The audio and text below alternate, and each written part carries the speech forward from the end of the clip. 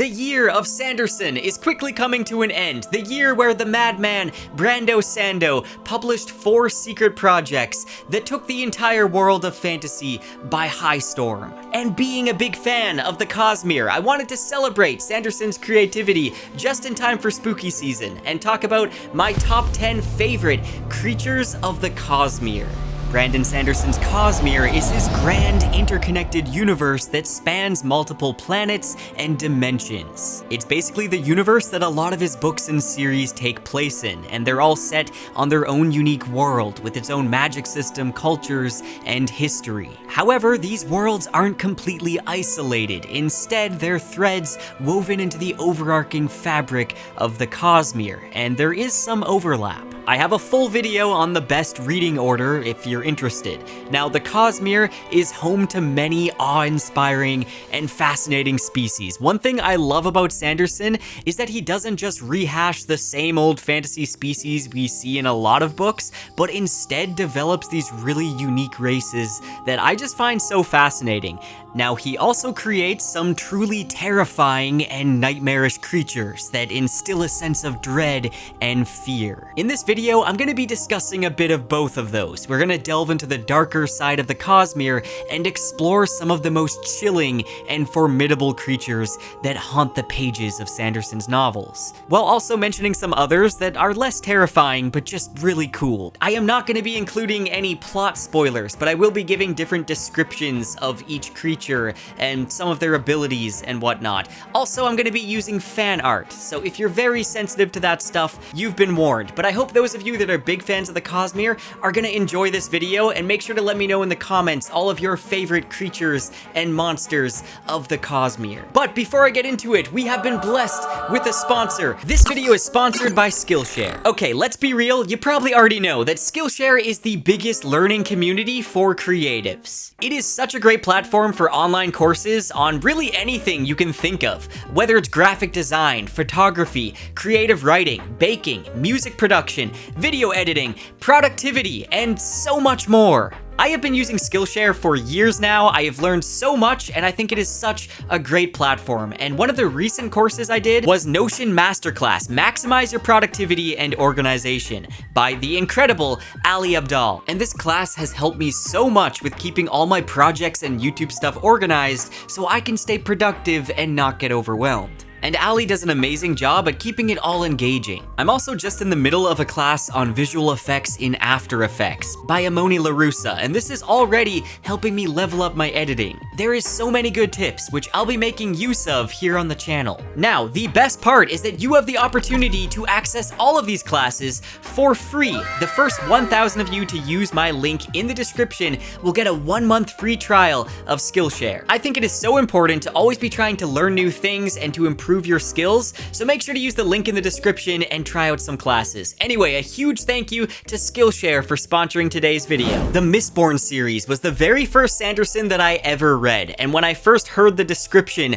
of a Mistwraith, I was incredibly intrigued. There's something about this grotesque monstrosity that just made me so fascinated to learn more about what's outside of Luthadel. I really wanted to learn more about this world and why there's things like this creature walking about. Now, Mistwraiths, despite their terrifying appearance, are actually scavengers that live out in the wild of Scadrial. And considering they're only active at night, I would highly avoid any nighttime walks. If you're ever visiting Scadrial, they're feared by the Ska, but they're mostly harmless, only appearing at night and never killing, only finding corpses and then consuming them. They consume the bones of several other creatures, shaping their smoky, translucent skin around any skeletal structure. Whether that's a human head, or deer antlers, or bovine hooves, whatever it is that they absorb into their form, they end up looking like a horrifying monstrosity, making them a haunting and mysterious addition to the world of Scadrial. You know, it's kinda crazy how in the Cosmere you can come across cute fairy-like creatures like Syl, or even a talking rat, or these oddly adorable crustacean dog-like creatures. Seriously, I would love to own an axe hound. But then you also have living nightmares. And I would argue these aren't even the scariest creatures on this list. Now, in In Yumi and the Nightmare Painter, nightmares are these inky black creatures that can take on many different forms. They begin as kind of like a blob, but then over time they feed upon the thoughts and ideas of people, and they start to take on more recognizable forms. They rarely have faces, but the face usually takes on the form of an even deeper blackness which drips this dark liquid. And if a nightmare has enough form, it would become something known as a stable nightmare. And they require elite painters, known as the Dream Watch, in order to neutralize them. Now, when nightmares are stable enough, they have pinprick white eyes and bone white teeth. Yeah, that's stuff of nightmares for sure. Now, the job of the painter is to forcibly change the shape of a nightmare by trying to think of it as a certain form through the focus of painting. And this causes them to take on the shape of the painting. The closer the painting is to something they resemble, the more power one has over them. Now, when you dive into the origin of these nightmares, it gets even darker, but I don't want to spoil that for you. You need to go read Yumi and the Nightmare Painter. The Koloss from the Mistborn books are these hulking humanoids that often have bluish or mottled gray skin and maddened red eyes. Not to mention a thirst for violence. They were created by the Lord Ruler to serve as his army. Now, other than the bluish skin, another feature that stands out is their sagging, drooping skin. When a Koloss is born, they're born with all the skin they're ever going to have, meaning that they end up outgrowing their skin and it splits open, and it makes a horrifying image. Now, most Koloss don't even live much longer than a year before they're claimed either by violence amongst themselves or their unstable bodies lead to their death. I'm not going to spoil all the lore behind the Koloss and their origin in this video. You need to read the Mistborn books for that. Maybe I'll make a full video on them at some point, but it is very gruesome. It's also important to note there's another version of Koloss we see later on, but I can't really get into that without diving into spoilers, but they're really interesting as well. The beast filled the chasm, long and narrow. It wasn't bulbous or bulky, like some small cremlings. It was sinuous, sleek, with that arrow-like face and sharp mandibles. It was also wrong in a way difficult to describe. Big creatures were supposed to be slow and docile, like chulls, yet this enormous beast moved with ease, its legs up on the sides of the chasm, holding it so that its body barely touched the ground. It ate the corpse of a fallen soldier, grasping the body in smaller claws by its mouth, then ripping it in half with a gruesome bite. That face was like something from a nightmare. Evil, powerful, almost intelligent.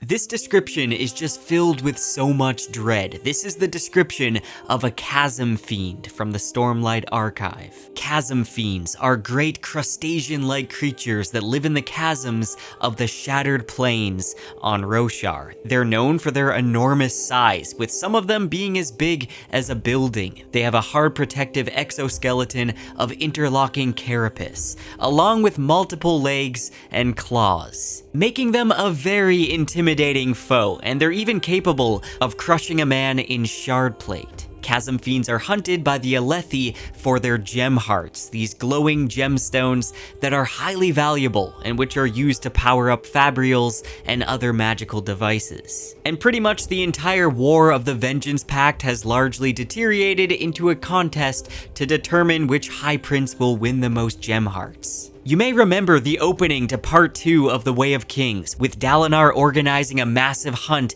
for a Chasmfiend. And this will always be a very memorable and iconic moment in the series for me. And I mean, if the description I read earlier is anything to go by, it would be terrifying facing off against one of these. Okay, I'm actually going to mention another one here, so this is probably going to end up being like my top 11 or top 12, but I want to talk about the Whitespine. This is a reptilian creature that's as big as a horse, but with carapace across its back. This is kind of like a wolf or velociraptor of Roshar. They're known for their high intelligence, which makes them excellent hunters, and they have razor-sharp claws and tusks that are highly prized as trophies by light-eye hunters, with artisans engraving the surface of the tusks or carving them into various shapes. But what makes a Whitespine almost more terrifying than a Chasmfien, in my opinion, is that they are very dangerous apex predators that live in packs. Just imagine coming across a pack of these in the wild and trying to fend them off. You know, I guess it's less of a wolf and more like a land shark with like spikes,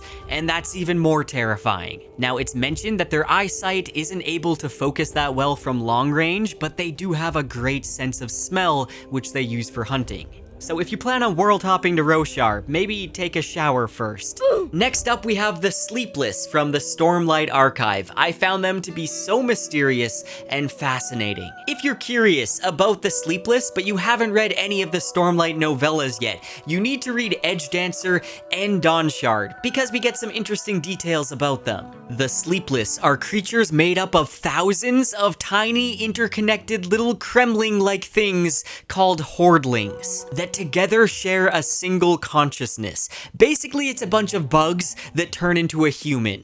And with that nightmare fuel image in your brain, you'll be sleepless tonight as well. Apparently, they're a group of siblings. These tiny bug things can form into many shapes and imitate humans, and can create hordlings for highly specialized purposes. Now, they refer to themselves as sleepless because some part of the horde is always awake. They possess this sort of hive mind and can be seen all across Roshar, though it's said they came from a Mia. I find them so mysterious because we don't really know what their motive is. For some reason, they seem to have an immense interest in the Knights Radiant. And the thing I find so interesting about them is that they're a secret from most people on Roshar. Most people do not know of their existence. Are they organized enough to call themselves a secret society?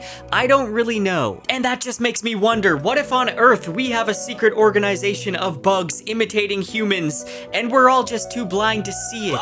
Next up, we have the Steel Inquisitors from Mistborn. Now, I don't really know if you can count this as a creature per se, but it sure ain't human, that's for sure.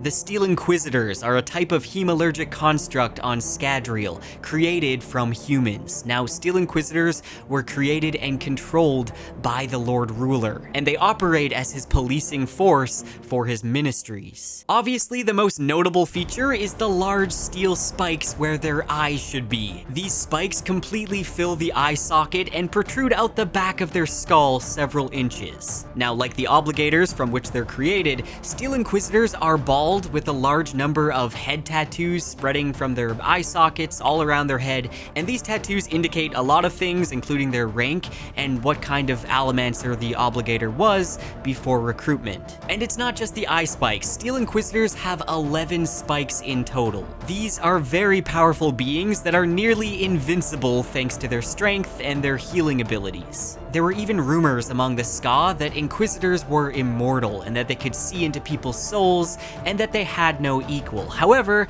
they do have a weakness. Removing the linchpin spike located between the shoulder blades of a Steel Inquisitor can effectively kill them, but good luck trying. Now, next up, we have Thunderclast from the Stormlight Archive. Now, this is an enormous stone monster that serves odium during the desolations, and Thunderclasts are easily 5 or 6 times larger than a person. Their hands alone can be 6 feet long. They take a huge skeletal humanoid form with long limbs that end with spiky clawed fingers. They have rib-like protrusions, and their heads are narrow and arrow-like with glowing red eyes. Now, despite their enormous size, they can move quickly. These are agile giants. Now, we know that a Thunderclast is a cognitive entity of some kind, significantly larger and more twisted than a fused soul. Now, they have incredible strength, they can throw boulders, and they can even carry a regular fused in their hand without crushing them. It's hard to say exactly how much sentience a Thunderclast has. They are able to obey commands, and they do seem to understand, but it doesn't seem like they communicate with each other at all. Now, the best way to deal with a Thunderclast is by using hammers or by cutting them up with shard blades. Now, of course, I can't not mention Spren from the Stormlight Archive. These are one of my favorite types of creatures within the Cosmere itself. Now, Spren are, as Shalon would say, sort of like living ideas. They're physical manifestations of cognitive ideals and concepts. They sometimes manifest when somebody feels an intense emotion like creativity, hunger, fear, glory, or when some natural phenomenon occurs, or when a sentient one appears and saves you from your depression. The presence of Spren are seen all across Roshar, besides Shinovar, and while scientists do study them, they're still not fully understood. According to Yasna, Spren are elements of the cognitive realm that have leaked into the physical world. They're concepts that have gained a fragment of sentience, perhaps because of human intervention. Now, I don't want to say too much more because of spoilers, but maybe I should make a full spoiler-filled video just on Spren at some point. Let me know if you want to see that. But what initially seemed to just be these odd little nature spirits that are just one of the alien aspects of this world turns out to be so much more. Spren are essential aspects to Roshar, the magic system, and the entire story itself. And yes, as we see early on with Syl and Kaladin, some can become intelligent and form bonds with the inhabitants of Roshar, and Syl is one of my favorite beings in the entire Cosmere. She's that classic fairy companion character, but she isn't annoying, and she's kind of like Tinkerbell, but better. Wait a minute, would that make Kaladin a depressed Peter Pan? I'm also a big fan of Pattern because he kind of feels like a robot, and also no mating. I mean, how can you not love Pattern? Let me know your favorite Spren in the comments. It is time to talk about Kandra. Now, Kandra are these shape-shifting creatures from the Mistborn books. They're one of my favorite species that Sanderson has created, just because I find them so mysterious and interesting, and I always like the idea of like doppelgangers and shapeshifters. We don't see that enough in fantasy. Kandra were created by the Lord Ruler during his ascension using a hemalurgy. They're known for their unique ability to consume and then mimic the appearance of any other creature, which makes them very useful as spies. In their natural form, they just kind of resemble these shapeless blobs. However, Kandra have what they call a true body, which is a body that's built for them by Kandra artisans. And this body is a construction of false bones that are often made of quartz. And Kandra have two hemalurgic spikes implanted in them, which gives them the ability of sentience and to shapeshift. Personally, I found it super fascinating learning about their small but complex society. By far, they're one of my favorite creatures of the Cosmere. Now, this next one I saved for last because it's kind of a spoiler for Rhythm of War, so you've been warned. I am, of course, talking about the Fused. Now, you could argue they're more of a species, as they're directly related to the Parshendi, but I mean, they're kind of monsters as well. The Fused are the souls of ancient singers that are able to be reborn by possessing the bodies of living singers. They're the souls of those who refused to move on. So, you know, being cognitive shadows manipulated by Voidspren, they're very creepy, and that's very evident in their appearance. They have deep red eyes and red-violet carapace. Their bodies pulse with a dark violet power, and they can grow large portions of carapace armor in wicked shapes. That's pretty much as good as Shardplate. Oh yeah, and they have the ability to fly, not to mention when one is killed, they can return. Now, even though their actions are generally governed by odium, the Fused have an extremely complex political and social hierarchy. They have a deep hatred and contempt for humans, and they place common singers above them. Now, when a common singer is chosen to be elevated, they're granted forms of power and become regals. Now, since the Fused are beings that are thousands of years old, each one has a lore and history that's long enough to fill books, and they're very formidable and terrifying foes. That's why they deserve the #1 spot here on the list. Bonus creature. Hello, would you like to destroy some evil today? Okay, I have to mention Nightblood. I don't know if it's correct to classify Nightblood as a creature. I don't really care, because Nightblood is awesome. This is a sentient, awakened sword, native to the world of Nelthis, and it was formerly wielded by Vasher. It's a long, thin-bladed sword with a hilt that's completely black, and it exudes a trail of black smoke. Basically, Nightblood was created to destroy evil, and it's very satisfied with itself when it kills. It also wants its wielder to be impressed by its actions. Honestly, it kind of acts like a child in many ways, where it wants some positive affirmation, and it also just kind of says the things that comes to its mind. Now, I can make a full video just on Nightblood, but I love the idea of sentient weapons, and I just had to mention it. Now, drawing Nightblood has a terrible cost. A single scratch from this blade will dissolve a body into smoke, leaving behind only a stain of blackness in the air. Now, evidently, Nightblood was partially inspired by Stormbringer from the Elric saga, which obviously is one of the best sentient weapons ever. And those are my top 10 creatures of the Cosmere. Let me know if there's some that I didn't include on this list that you think should have been on the list, and let me know what your favorites are, because Sanderson really has created some incredibly unique species and monsters within the Cosmere. I find it so fun to talk about this stuff. Anyways, if you want to join a community of fantasy lovers, then make sure to check out my Discord server. Also, if you like the videos that I make and you want to support the channel, the best way to do that is to join my Patreon or become a channel member here on YouTube. You really don't know how much that support helps out the channel so much. I really appreciate it. I want to give a special shout out to Craig Johnson, who I forgot to put on the list last time, so I apologize for that. And also a shout out to my top tier patrons, Jacob Blair and Josh from Red Fury Books.